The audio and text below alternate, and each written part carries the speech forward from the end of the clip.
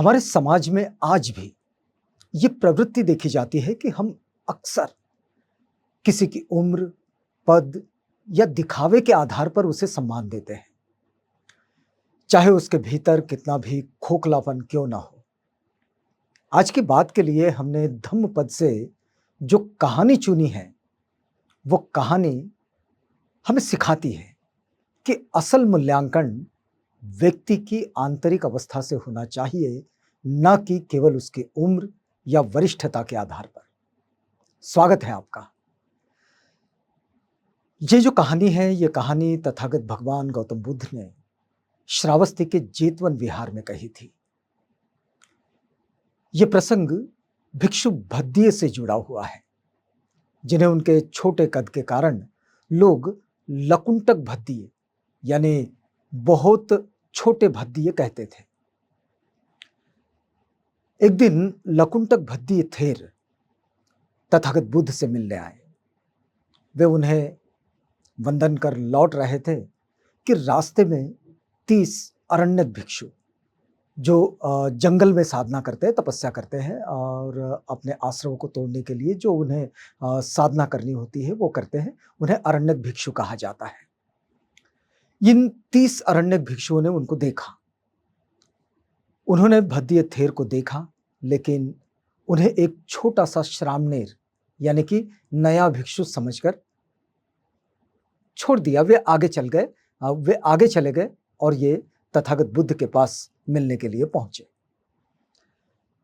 तो तथागत ने देखा कि ये सारे जो भिक्षु हैं, ये शीघ्र ही अरहत्व को प्राप्त कर सकते हैं, मतलब उनमें वो संभावनाएं दिखाई दे रही थी। तो उन्होंने इन भिक्षुओं से पूछा, क्या तुम लोगों ने अभी-अभी जो भिक्षु यहां से गए उन्हें देखा? तो इन भिक्षुओं ने कहा, नहीं भंते, हमने तो कोई स्थविर या थेर नहीं देखा। तो तथागत बुद्ध ने फिर पूछा, तो किसे देखा? तो वे कहने लगे, एक छोटा श्रामणेर दिखा था। तो तथागत बुद्ध ने कहा, वो श्रामणेर नहीं, वह तो स्थविर था। भिक्षुओं ने आश्चर्य से कहा, भंते, उसकी उम्र तो बहुत ही कम लग रही थी और वह तो छोटा सा ही दिख रहा था। तब तथागत बुद्ध ने उन्हें समझाया कि मैं उसे स्थविर नहीं कहता जिसकी उम्र बढ़ गई हो या जिसके बाल सफेद हो गए हो। जिसने सत्य को जान चुका है, जिसने खुद पर नियंत्रण पा लिया है और जो सबके साथ प्रेम और मैत्री रखता है, वो ही असली स्थविर होता है और उसे ही मैं स्थविर मानता भी हूं। अब इसके बाद तथागत बुद्ध ने 2 गाथाएं कही। पहली जो गाथा है वो गाथा इस प्रकार है, न तेन थेरो सोत होती एनस्स पलितं सिरो परिपक्को वयो तस्स मोघज्जिन्नो ती वच्युति। इसका भावार्थ बड़ा साफ है कि सिर्फ इसलिए कोई स्थविर या थेर नहीं होता क्योंकि उसके बाल सफेद हो गए हो, वह तो बस उम्र से बूढ़ा हो गया है और उसे व्यर्थ में वृद्ध कहा जाता है।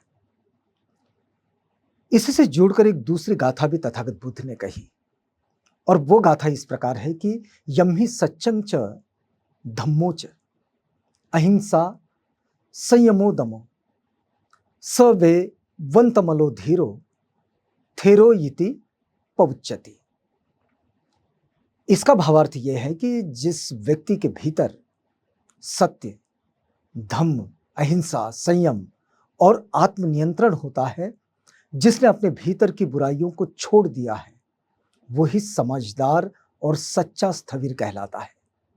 और तथागत बुद्ध ने अपनी बात बड़ी स्पष्टता से कही उन 30 अरण्यक भिक्षुओं के समक्ष। यहां तथागत बुद्ध ये बताना चाहते थे कि सिर्फ उम्र बढ़ जाने या फिर बाल सफेद हो जाने से कोई सच्चा भिक्षु नहीं बनता है। अगर हम सोचें कि समय के साथ खुद ब खुद ज्ञान, अनुभव या निब्बाण मिल जाएगा, तो ये बहुत बड़ी भूल है। सच्ची आंतरिक उन्नति या फिर आप कहें कि आध्यात्मिक उन्नति तब होती है जब कोई अंदर से बदलता है, संघर्ष करता है, और अपने मन, इंद्रियों और इच्छाओं पर नियंत्रण पा लेता है। और यही असली साधना भी है, क्योंकि केवल दिखावे से काम नहीं चलता है। इसके लिए अगर इस बात को हम समझना चाहें तो एक उदाहरण से हम समझ सकते हैं। अ, बड़ा ही प्रेरणादायी उदाहरण है। एक शिक्षक बच्चों को बता रहे थे कि कैसे तितली का बच्चा अंडे के अंदर से बाहर निकल जाता है। वह धीरे-धीरे अंदर ही अंदर संघर्ष करता रहता है और अंत में वो अंडा तोड़कर बाहर निकल आता है। अब शिक्षक ने बच्चों को एक चेतावनी भी दी कि अंडे को हाथ न लगाना, नहीं तो तितली मर सकती है। लेकिन हुआ यूं कि यहाँ एक बच्चे ने उस तितली पर दया दिखाई और उसने सोचा कि वह उसकी मदद कर देगा और उसने अंडा तोड़ दिया। इसका नतीजा क्या हुआ? इसका नतीजा ये हुआ कि तितली का बच्चा मर गया, क्योंकि वो अपना संघर्ष पूरा नहीं कर पाया। तो इसमें सबसे बड़ी सीख जो है वो ये है कि संघर्ष के बिना जीवन में कुछ भी मूल्यवान नहीं है और उसके सिवा कुछ मिलता भी नहीं है। और संघर्ष हमारे जीवन में सफलता के लिए बड़ा ही आवश्यक होता है। और जो संघर्ष से बचते हैं वो वास्तव में सफलता से बहुत दूर चले जाते हैं। सिर्फ बुजुर्गों के हो जाने से या फिर बुजुर्ग हो जाने से संघर्ष किए बिना अगर कोई सम्मान मिले तो वो सिर्फ शरीर के लिए है कि इनके बाल पक गए हैं, इनकी उम्र हो गई है, तो इसलिए लोग उनका सम्मान करते हैं। लेकिन आंतरिक विकास के लिए ये सम्मान नहीं होता। यानी बात बिल्कुल साफ है कि अर्हत्व किसी को दिया नहीं जाता, उसे संघर्ष करके प्राप्त किया जाता है। कोई भी, चाहे वो छोटा हो, कम उम्र का हो या साधारण दिखने वाला हो, अगर वह सच्चे मार्ग पर है तो ईमानदारी से साधना कर रहा है, तभी वह वास्तव में पूजनीय होता है। किसी को भी पूजनीय नहीं कहा जाता और किसी के प्रति भी सम्मान नहीं होता है। वास्तव में जो पूजनीय होते हैं उन्हीं के लिए सम्मान आता है। और इसलिए लकुंटक भत्तिय भले छोटे कद के और कम उम्र के भिक्षु थे, लेकिन वे वास्तव में स्थविर थे, थेर थे और शीघ्र ही अर्हत्व को प्राप्त करने वाले थे। अब इसमें कोई आश्चर्य की बात नहीं है, बल्कि ये तो प्रेरणा है कि बड़ा वो नहीं है जो दिखता है, बल्कि बड़ा वो है जो भीतर से बड़ा होता है। श्रावस्ती के जेतवन विहार में ये जो कहानी तथागत बुद्ध ने कही, लकुंटक भत्तिय थेर की, ये कहानी केवल एक धार्मिक दृष्टिकोण से महत्वपूर्ण है, इतना ही नहीं, बल्कि ये आज के हमारे वर्तमान समाज के लिए भी एक गहरी और सामयिक सीख देती है।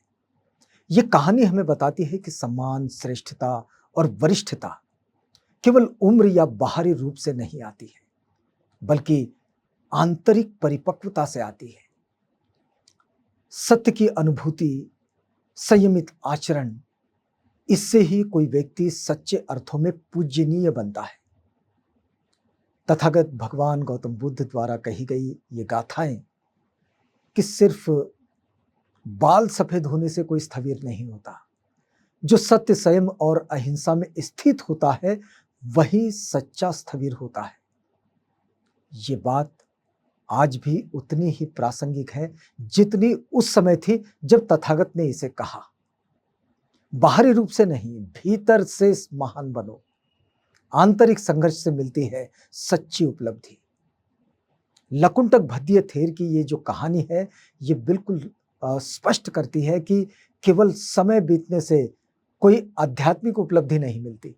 आदमी बूढ़ा हो सकता है, उसके बाल पक सकते हैं, लेकिन आत्मिक उन्नति के लिए ये आवश्यक है संघर्ष, साधना और स्वयं पर विजय। जैसे कि वो जो शिक्षक की बात है, जो अपने छात्रों को वो जो सीख दे रहे थे, कुछ कहानी बता रहे थे, कुछ उदाहरण दे रहे थे कि तितली के अंडे की जो बात है, जिसमें ये तितली का अंडा इस कथा का बड़ा ही प्रभावशाली रूपक माना जा सकता है। जिस तितली को संघर्ष से बचाने की कोशिश की गई, वो जीवित ही नहीं रह सकी। इससे ये स्पष्ट होता है कि संघर्ष ही जीवन की गति है और यही विकास की प्रक्रिया का आधार भी है। सम्मान पाने का नहीं, योग्य बनने का प्रयास करें। आज का ये जो युवा वर्ग है अक्सर सम्मान की आकांक्षा करता है, लेकिन कई बार हम देखते हैं कि वह उस योग्य बनने के लिए परिश्रम नहीं करना चाहता। ये कथा, इस कहानी से ये स्पष्ट होता है कि सम्मान कोई जन्मसिद्ध अधिकार नहीं है, बल्कि यह एक अर्जित गुण है और गुणों का सम्मान होता है। यदि कोई गुण अर्जित करें तो फिर उनका जरूर सम्मान होगा। यदि हम केवल बाहरी दिखावे या फिर किसी संस्था की पदवियों से खुद को श्रेष्ठ समझे, तो ये बस केवल आत्मवंचना है। सम्मान पाने से पहले हमें ये देखना होगा कि क्या हम वास्तव में उस सम्मान के योग्य हैं। अब इसमें एक सवाल उठता है कि जीवन में सच्चा वृद्धत्व क्या है। चीवर धारण करने वाले प्रत्येक वृद्ध को तथागत बुद्ध ने स्थविर या फिर थेर नहीं माना। उन्होंने बिल्कुल स्पष्ट रूप से कहा, स्पष्ट कर दिया कि केवल शारीरिक वृद्धावस्था किसी को पूजनीय नहीं बनाती। सच्चा थेर वो है जिसने सत्य को जान लिया है, जो मन, वाणी और कर्म में संयमित है और जिसके मन में सभी के प्रति मैत्री है। ये जो शिक्षा है तथागत की, ये शिक्षा आज के शिक्षा संस्थानों, परिवारों और सामाजिक संगठनों में विशेष रूप से लागू होती है, क्योंकि वहां भी केवल वरिष्ठता के आधार पर निर्णय लिए जाते हैं, न कि योग्यता और दृष्टिकोण के आधार पर। समझ किसको कितनी है ये नहीं देखा जाता। वरिष्ठ है तो बस उनका निर्णय मान लिया जाता है। अगर हम बुद्ध के इस संदेश को अपनाएं तो हमारा ये जो समाज है ये और अधिक न्यायपूर्ण बन सकता है, ये विकासशील बन सकता है। ये जो लकुंटक भतीय थेर की जो कहानी है हमें अपने भीतर झांकने के लिए प्रेरित करती है। ये पूछने के लिए हमें उकसाती है कि क्या हम सचमुच भीतर से वैसे हैं जैसे बाहर से दिख रहे हैं। क्या हमने केवल जीवन जिया है या फिर जीवन को जाना भी है। ये जो संसार है, इस संसार में वास्तविक वरिष्ठता उम्र से नहीं बल्कि आंतरिक विकास से आती है। और इसलिए अगर कोई छोटा भी है लेकिन सच्चे अर्थों में साधक है, विनम्र है और आत्म संयम में स्थित है, तो फिर वो वंदनीय है, पूजनीय है। इस वक्त ये चाहिए कि वो संघर्ष, वो साधना, वो सच्चाई को आधार मानकर लोगों को सम्मान दिया जाए, न कि केवल उम्र या पद को देखकर। और हमें खुद भी ये चाहिए कि हम यदि सम्मान पाना चाहते हैं तो इस सम्मान पाने की दौड़ में तब तक ना पड़े जब तक हम योग्य ना बने, यानी सम्मान के योग्य बनने का मार्ग चुने।